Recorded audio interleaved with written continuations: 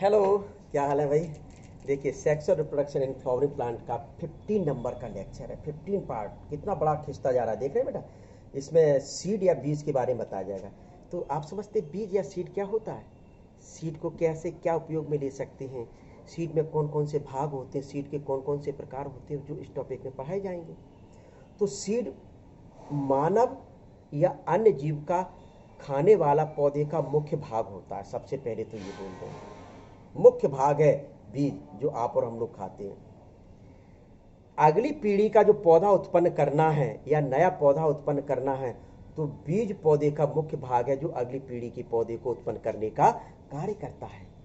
बीज कैसे बनते हैं? बीजांड के द्वारा बीज का निर्माण होता है। बीजांड पीछे मैं पढ़ा के आया हूँ, आपने यदि वीडियो देखी होगी तो निश्चित तौर पे समझ रहे होंगे बीजांड कौन सा भाग था। वही बीजांड परिवर्तित होकर एक बीज का निर्माण करता है। अंडाशय या ओवरी परिवर्तित होकर फल का निर्माण करती थी, और जो एग था, जो अंडा था, वह भ्रूण का निर्माण करती थी। तो इसी फल के अंदर बीज पाया जाता है और बीज के अंदर भ्रूण पाया जाता है। क्या? इसी फल के अंदर बीज पाया जाता है और बीज के अंदर भ्रूण पाया जाता है। तो बीज कैसे बता सकते हैं? द ओव्यूल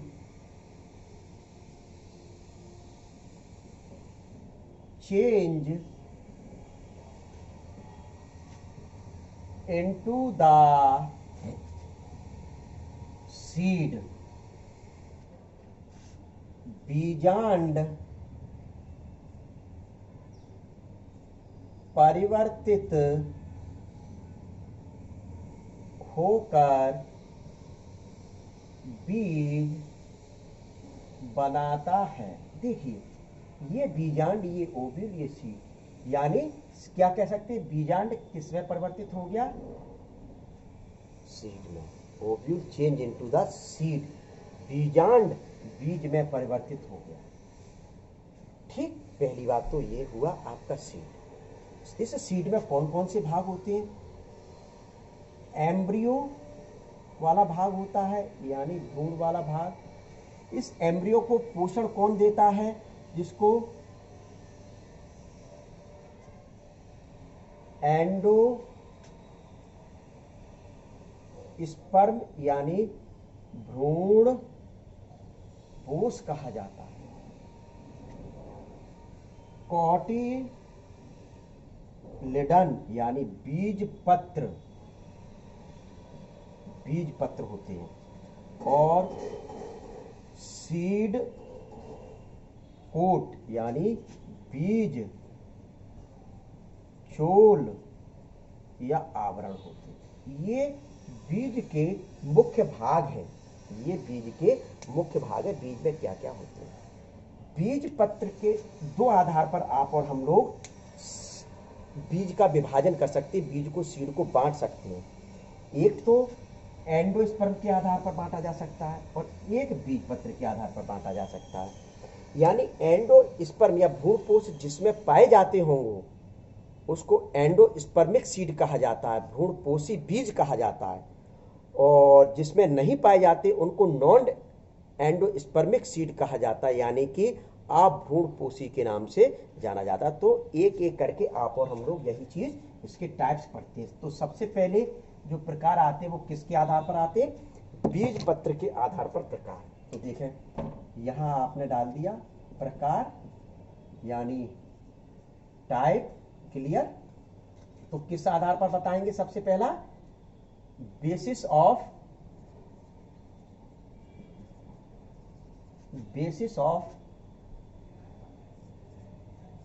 कॉटिलिडन यानी बीज पत्र के आधार पर। किस आधार पर? बीज पत्र के आधार पर। तो ये एक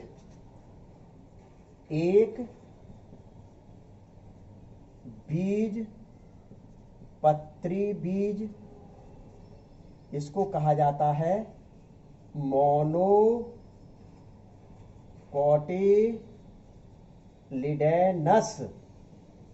पहला। दूसरा जो आपका है वह कौन सा है? दूसरा नंबर द्विबीज पत्री बीज, इसको डाई कोटिलिडेनस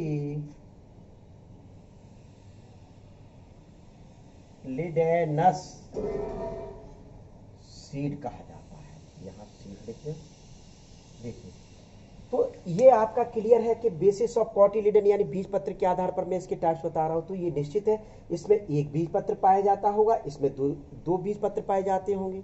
तो ये तो क्लियर है, यहां तो ये क्लियर हो रहा है। तो एक बीज पत्री में आप उदाहरण क्या ले सकते हैं, गेहूं ले सकते हैं, मक्का ले सकते हैं, चावल ले सकते हैं, यानी व्हीट, राइस, मेज, इसमें एग्जाम्पल ली जा सकती है। इस बीज के अंदर जो मुख्य भाग होता है इसका भ्रूण पोष होता है, एंडोस्पर्म भाग मुख्य होता है, यानी क्या कह सकते हैं, इसमें एंडोस्पर्म पाया जाता है, इस वाले में भ्रूण पोष पाया जाता है। एक बीज पत्र होता है, यानी ये जो भ्रूण पोष पाया जाता है जिसको एंडोस्पर्म कहा जा रहा है, क्या कहा जा रहा है, एंडोस्पर्म, यानी यह इसको पोषण प्रदान करेगा। इस बीज में जो भ्रूण पाया जाता है उसको पोषण प्रदान करने का कार्य करता है। इस कारण इसमें एंडोस्पर्म पाया जा रहा है। इसको मुख्य रूप से क्या कहा जाता है, भ्रूण पोषी बीज भी कहा जाता है, भ्रूण पोषी बीज भी कहा जाता है। उदाहरण में क्या लिख सकते हैं, इसके अंतर्गत जो उदाहरण आते हैं, एक बीज पत्र गेहूं, मक्का, चावल आदि। आप समझ चुके होंगे कि बीज को आप खोलें तो बीज को यदि तोड़ने पर दो भाग हो तो वो तो एक ही बीज पत्री है, यानी कि अपने आप, जैसे मूंगफली वगैरह के, चने के अपने आप हो जाते कि नहीं, तो इस प्रकार से भाग ना हो तो वह एक बीज पत्री होता है। द्विबीजपत्री बीज, डाइकोटिलिडेनस सीड, यानी जिसमें दो बीज पत्र पाए जाते हैं। क्या, दो बीज पत्र पाए जाते हैं। इसके सीड कोट को हटाते ही यह दो भागों में अपने आप बिखर जाता है। तो क्लियर यह है कि दो बीज पत्र यानी लेग्यूमिनेसी दलहनी कुल के जितने भी पादप है वो इसी के अंतर्गत आ गए। मूंगफली ले लो, इसके अंतर्गत आ गए, दालें सारी की सारी मुख्य रूप से इसके अंतर्गत आ गए। इसमें भ्रूण पोष नहीं पाया जाता, भ्रूण पोष नहीं पाया जाता। क्या, इसमें क्या नहीं पाया जाता, भ्रूण पोष नहीं पाया जाता, यानी कि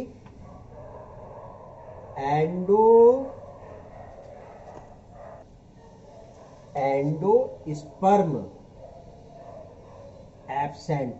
अब अभी मैंने यहां कहा था कि एंडोस्पर्म पाया जा रहा है, यानी पोषण ये देने का कार्य कर रहा है। यहां एब्सेंट है तो क्या इसको पोषण नहीं मिलेगा, इसके भ्रूण को पोषण मिलेगा, लेकिन किसके द्वारा मिलेगा, बीज पत्र के द्वारा।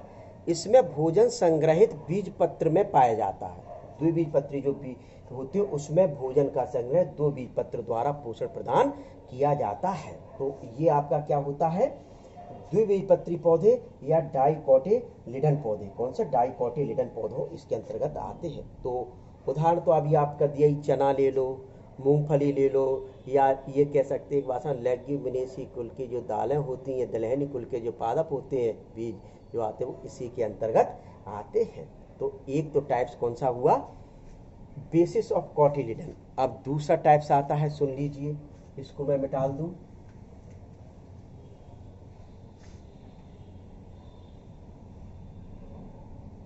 देखिए, बेसिस ऑफ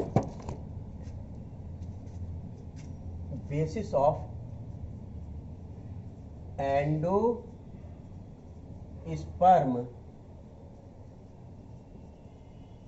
प्रेजेंट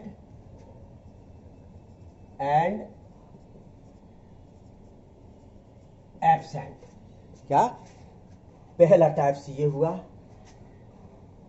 तो अब इसमें आपका बताया जाता है कि जो मतलब आपके जो ए लिया था, अब यहाँ बी लिखेंगे, दूसरे टाइप से बता रहे हैं, basis of endosperm present and absent. तो जिसमें प्रेजेंट होंगे उसको भ्रूणपोषी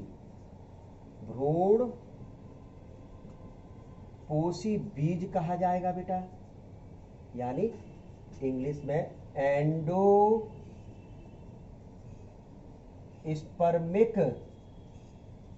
सीड। सीधे सीधे एंडोस्पर्म या भ्रूणपोष जिसमें पाया जाता है उसको भ्रूणपोषी जीव या एंडोस्पर्मिक सीड कह दिया। तो आप यहाँ ध्यान रख ले, पीछे में पढ़ा के आया, एक बीजपत्री पौधे जो होते हैं, बीज होते हैं, वो सारे के सारे इसी के अंतर्गत आ जाते हैं, यानी गेहूं, चावल, मक्का वगैरह में भ्रूणपोष पाया जाता है और यह भोजन पोषण प्रदान करने का कार्य करता है। तो पहला। दूसरा जो आता है वह कौन सा होगा?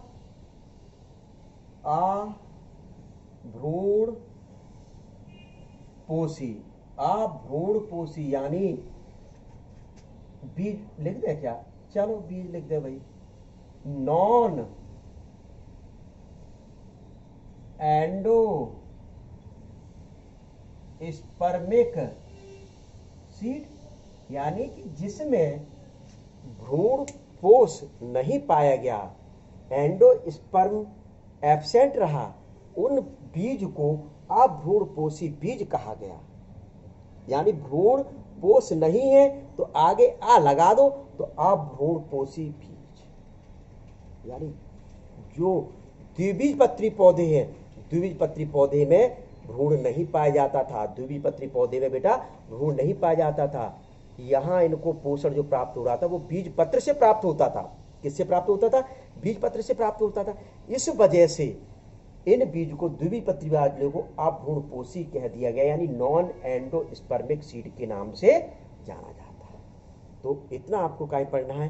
बीज के टाइप्स में पढ़ना है। अब जो 60 नंबर का जो लेक्चर आएगा बेटा, उसमें मैं आपको मोनोकॉट और डाइकॉट सीड की स्ट्रक्चर बताऊंगा।